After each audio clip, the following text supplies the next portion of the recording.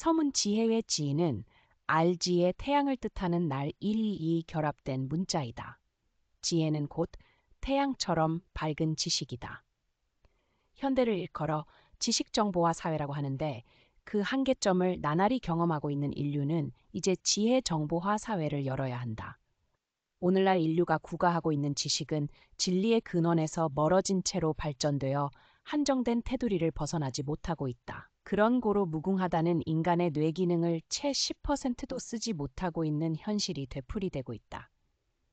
그렇다면 나머지 90% 기능을 완전히 개발한다면 인간 개개인은 신의 경지에 도달해 인간 완성의 길로 들어갈 수 있고 문명은 지금과는 완전히 다른 차원으로 진보할 것이다. 단편적인 지식이 조합되어 비로소 하나의 체계를 이룬다면 지혜 차원에 근접할 수도 있겠지만 진리의 근원을 모른 채 습득된 지식은 그 수명이 장구할 수가 없다. 반면 수천 년을 이어온 종교의 진리는 그 근원이 절대자를 근간으로 했기에 시공을 초월해 오늘날까지 명맥이 유지될 수 있었다.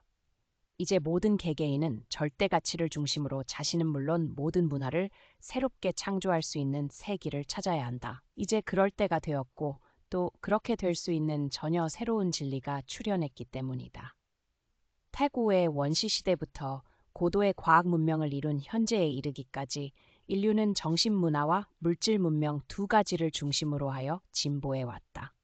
이 둘은 마치 배 짜는 시줄과 날줄처럼 가로 세로 엮어가며 세상의 판도를 짜나왔던 것이다. 그러므로 물질 문명과 정신 문화가 잘 조화된다면 좋은 세상을 만들 수 있지만 발전이 어느 한쪽으로 치우치게 되면 그 부조화로 인해 세상은 결국 파멸되고 만다는 것을 우리는 동서고금의 역사를 통하여 지켜봤다. 오늘날 우리 인류는 고도로 발달된 물질 문명 아래 온갖 편리와 풍요를 한껏 누리고 있지만 정신은 극심한 가뭄이 들어 메말라가고 있는 현실에 직면해 있다. 실례로 불의는 참아도 불리는 못 참는다는 사고방식을 보면 인간의식은 이미 말세에 처해 있음을 알 수 있다. 매일매일 신문지상을 가득 채우는 사건과 사고, 테러, 전쟁 기사가 일상화되어도 사람들은 이런 일들이 왜 일어나는지 관심조차 없다. 더구나 감각이 둔화된 불감증으로 인해 아무리 큰 일이 현실로 전개되더라도 불과 몇 개월만 지나면 망각해버리기 일쑤다. 혼란한 세상에 홍건이 젖어들어 무감각해져 버린 까닭이다.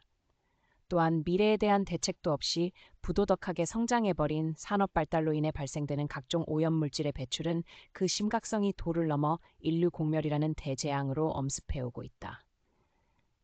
태양광선 중 자외선의 90% 이상을 흡수하는 오존층마저 파괴되어 유해한 광선이 바로 내리쬐는가 하면 이상기온으로 인해 알래스카의 눈이 녹아내리고 온실 효과로 인해 남북극의 빙하가 녹아 태평양의 낮은 섬들은 서서히 가라앉고 있는 실정이다.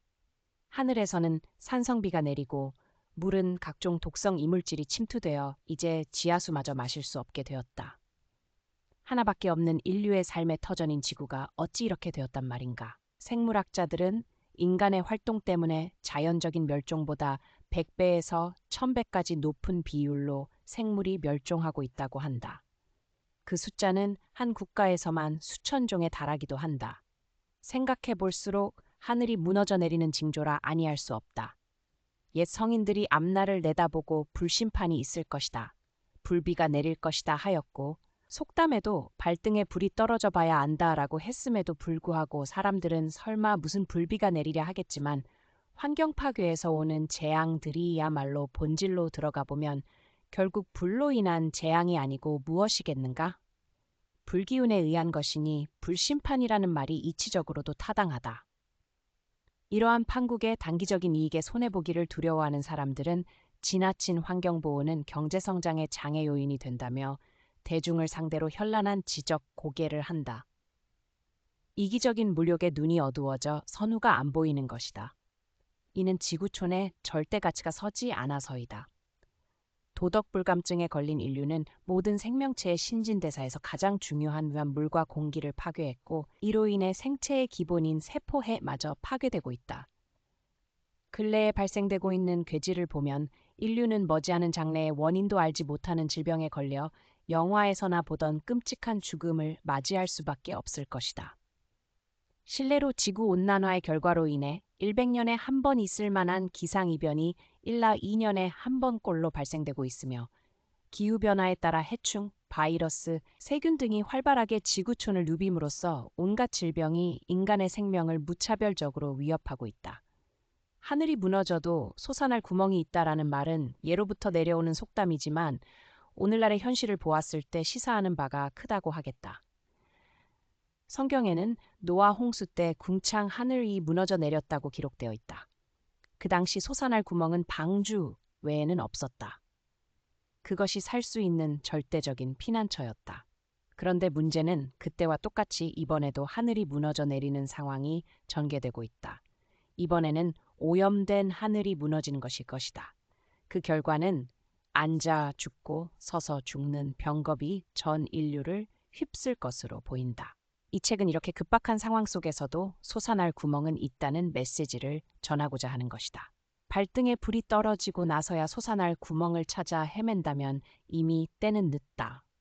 여러 가지 과학적인 자료를 면밀히 분석해 볼 때 석가모니, 공자, 예수가 말한 말세, 말법 시대는 바로 오늘날 우리가 살고 있는 이 시대에 정확히 맞춰져 있음을 깨달을 수 있다. 그분들은 이 시대에 전개되는 위기, 즉 하늘이 무너지는 위기를 넘기기만 한다면 인류의 영원한 꿈인 극락, 낙원, 선경, 지상천국 등의 이상세계가 펼쳐진다고 한결같이 예언하고 있다. 대표적인 예언서인 요한계시록에는 내가 새 하늘과 새 땅을 보니 처음 하늘과 처음 땅이 없어졌더라고 전한다. 대환란기에 묵은 하늘은 완전히 무너지고 새 하늘과 새 땅이 열린다는 것이다. 인간이 달에 가기 전까지는 달이 곧 하늘나라였지만 달에서 지구를 올려다보니 지구는 가장 아름다운 하늘나였다. 진리는 늘 가까이 있듯 이 땅이 곧 하늘이요 천국이라는 뜻이다. 그러므로 지상천국은 바로 이 땅에 건설된다. 아쉽게도 성인들은 새 세상으로 안내되는 솟아날 구멍을 제시하지는 못했다.